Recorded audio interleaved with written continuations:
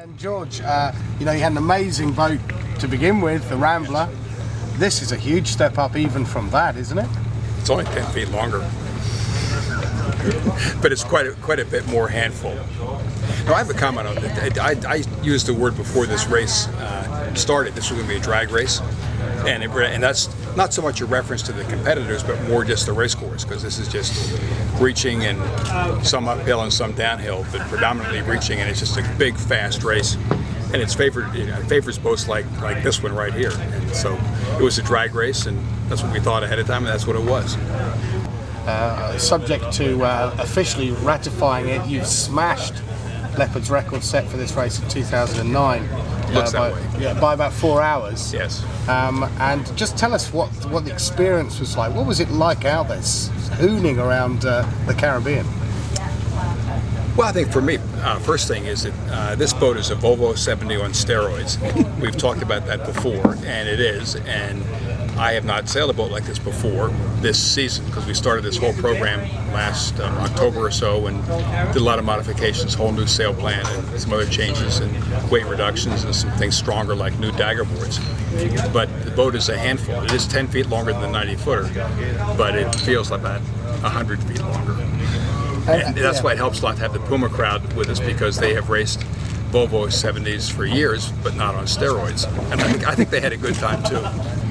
Last night around this time, I think, actually a little earlier, going around the top of St. Bart's at about, we were going 26 knots with breaking waves from here to the end of the pilings. And it was, I just leaned over, I was staring, I leaned over to our navigator, Tom Addis, and said, "Man, I hope you know what you're doing. Because if you don't, this is going to end in tears." And yeah, we did. It was cool. It was really cool. It was fun.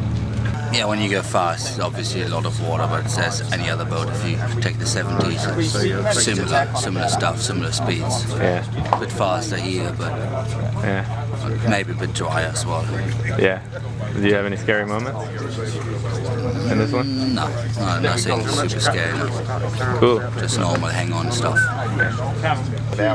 It's always tough in these races because with the trackers, it's tough being the lead boat. Everyone can see exactly what's going on, what heading you've got, what boats are in. Yeah, down here where it's quite a big issue.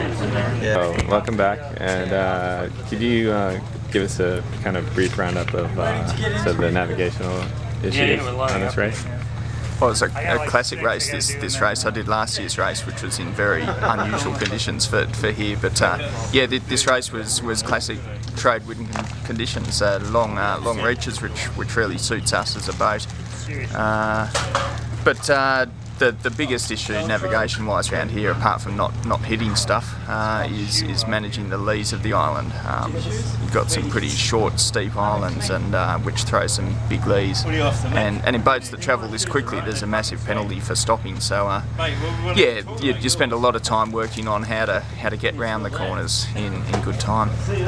Were there any things that surprised you on the course? Yeah, Guadalupe was interesting. We actually managed to get through there pretty well in the end. You never feel as though you got it fully in hand as you go into these lees, but we actually got through there pretty well. And a big sea state off Desirade, which caught us out a little bit today. It was with a boat like this, it just wants, and you're starting to reach, it wants to go very, very fast, and we had to sail pretty slow for half an hour or so, just trying to keep it in one piece for a bit.